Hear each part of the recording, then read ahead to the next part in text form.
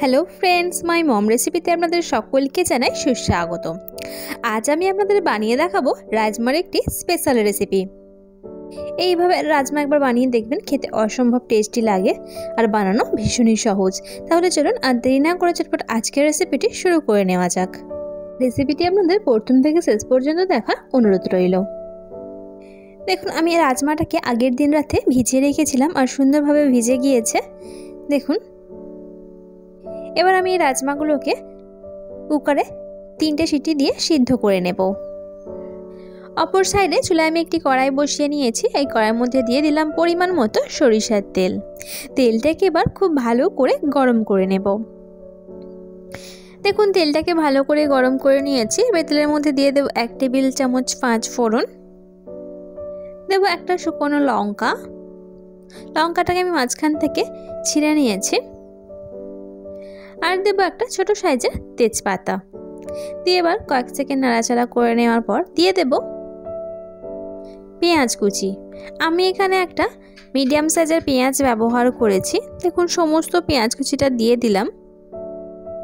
দিয়ে এবার ভালো করে নাড়াচাড়া করে পেঁয়াজটাকে ভেজে নেব। এবার দেব টমেটো কুচি। আমি এখানে একটা ছোট সাইজের টমেটো ব্যবহার করেছি। টমেটো কুচিটা দিয়ে নেওয়ার পর এবার ভালো করে নাড়াচাড়া করে ভেজে নেব। এবার দেব 1 টেবিল চামচ আদা রসুন বাটা। দিয়ে এবার খুব ভালো করে আবারও কষিয়ে নেব। এবার দেব সামান্য পরিমাণে একটু পানিটা দিয়ে নেওয়ার পর একটু নাড়াচাড়া করে নেব। এভাবে একটু নাড়াচাড়া করে নেওয়ার পর এবার আমি একে একে গুঁড়ো মশলাগুলো দিয়ে নেব। দেব 1 টেবিল চামচ হলুদ গুঁড়ো, 1/2 টেবিল চামচ লঙ্কা গুঁড়ো, 1/2 টেবিল চামচ জিরে গুঁড়ো আর 1/2 টেবিল চামচ ধনে গুঁড়ো। দিয়ে এবার খুব ভালো করে কষিয়ে নেব। দেখুন, এইভাবে খুব ভালো করে কষিয়ে নিতে হবে। এবার দেব 1/2 টেবিল চামচ গরম মশলা পাউডার। দিয়ে খুব ভালো করে কষিয়ে নেব। এবার দেব 1/2 টেবিল চামচ মিট মশলা পাউডার। দিয়ে আবারও খুব ভালো করে নাড়াচাড়া করে কষিয়ে নেব। দেখুন, এইভাবে খুব ভালো করে কষিয়ে নিতে হবে।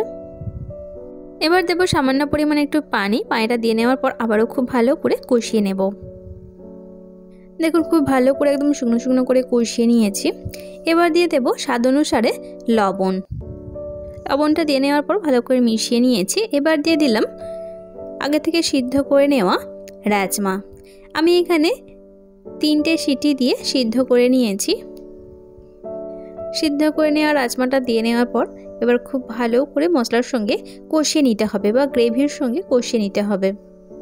এবার দেব সামান্য পরিমাণে একটু পানিটা দিয়ে নেওয়ার পর আবারও খুব ভালো করে কষিয়ে নেব। 5 মিনিট পর ফেরত এলাম। দেখুন, একদম ভালো করে শুকনো শুকনো করে কষিয়ে নিয়েছি। আর রাজমার এই রেসিপিটি বানানো একদম কমপ্লিট হয়ে গিয়েছে। এবার আমি গরম গরম পরিবেশন করে নেব। আমার আজকের এই রাজমার রেসিপিটি আপনাদের কাছে কেমন লাগলো সেটি আমাকে কমেন্টের মাধ্যমে অবশ্যই জানাবেন।